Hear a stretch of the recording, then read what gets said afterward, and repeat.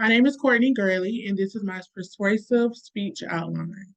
To persuade my audience that opioid drugs are being misused and highly addictive.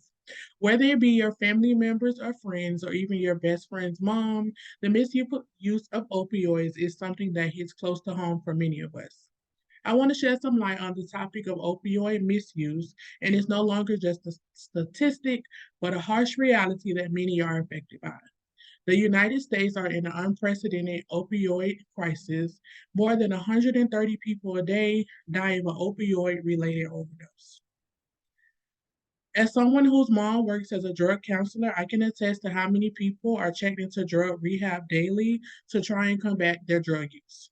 Also, by me living in a seedy neighborhood where most of my neighbors are hooked on opioid related drugs such as fentanyl, morphine, and Oxycontin, and that makes me a credible source to talk about this issue. Opioids are extremely addictive drugs and are often misused, leading to very catastrophic effects. In this speech, I'll inform the reason why opioids are addictive and misused and why something must be done about this issue. First, I would like to talk to you about when the opioid crisis began. Then we'll look at who's mainly affected by opioid addictions. And finally, I'll tell you about what we can do to help others from becoming addicted. So let's talk about how the opioid crisis began. Many people wonder how exactly the opioid epidemic hit.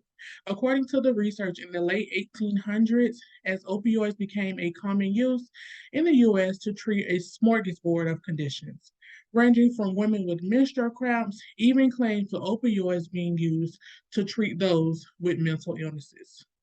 Research from the FDA state that the opioid crisis began to run rapid in the mid 1990s when the powerful agent Oxycontin was promoted by Purdue Pharma, triggering the first waves of deaths linked to the use of prescription drugs.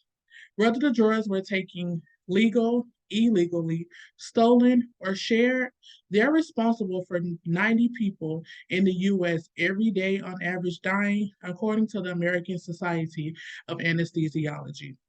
And those who were previously addicted were able to mask those addictions, and others who have been addicted were able to have those amplified due to COVID 19, due to anxiety and isolation alike. Opioids are a class of drugs that include synthetic opioids such as fentanyl, pain relievers available legally by prescription, such as Oxycontin, hydrocodone, codeine, and morphine. According to the Center for Disease Control, the CDC, the number of people who have died from a drug overdose in 2021 was over 6 times the number in 1999. The number of drug overdose increased more than 16% from 2020 to 2021.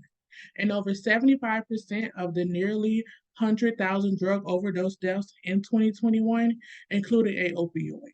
And from 1999 to 2021, nearly 600,000 people died from an overdose involving an opioid. Now, there were three distinctive waves that summed up the opioid crisis.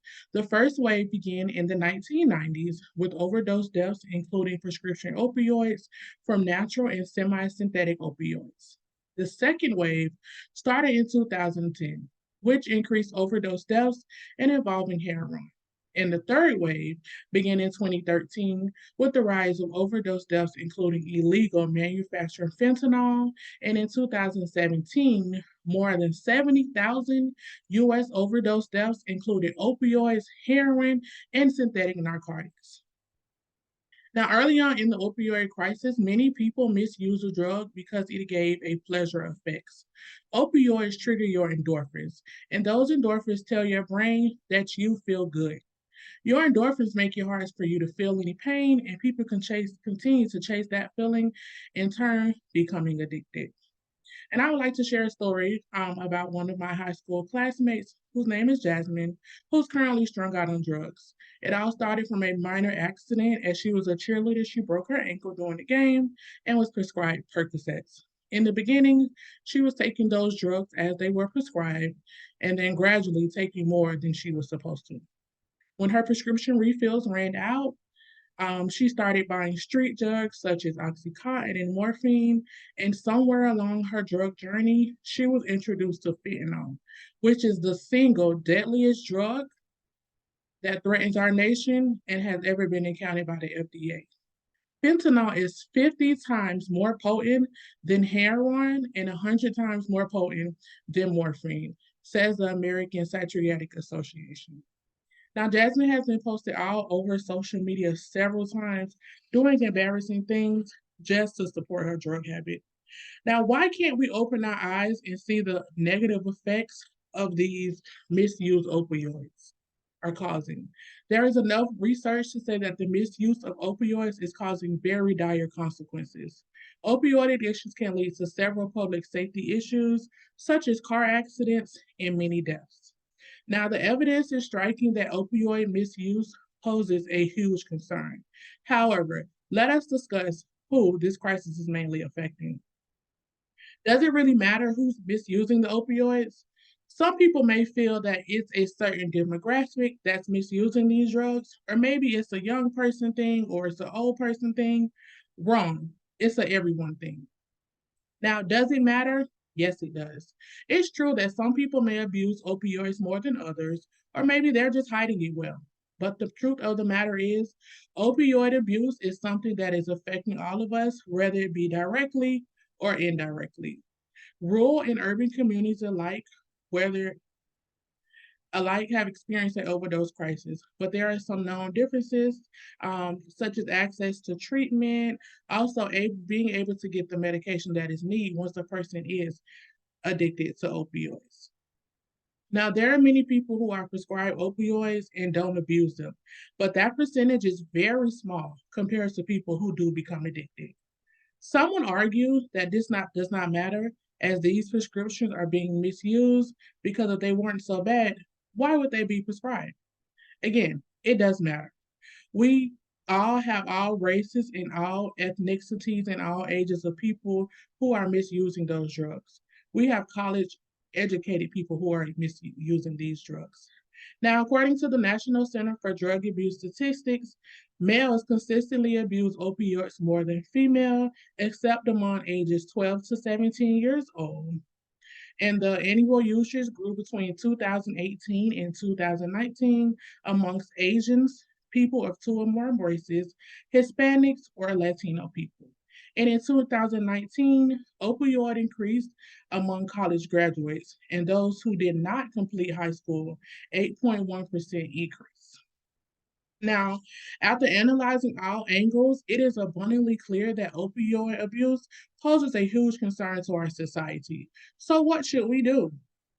Now, we need to act and speak out against opioids being misused and people becoming addicted. It's hard for people to fight these addictions. They don't even know they have until it's too late. We need to make sure that we educate people on the risks and the benefits of these pain medications while adding an alternative to these addictive substances. Now, you can make a difference. Speak up against the abuse of prescription opioids and what damage overdose is doing to patients and families. Formulate drug monitoring programs that have strategies for prior authorization, quantity restriction, and review how the drugs are being utilized. There also needs to be more awareness on prescription drugs and share resources when it does become a problem. Now, today we've learned about opioid prescriptions, how they're being misused, and how people are becoming addicted. We talked about when the opioid crisis began, and we also looked at who's mainly affected by this opioid addiction.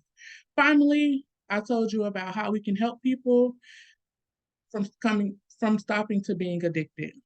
Now, we should not let this public issue slip between the cracks.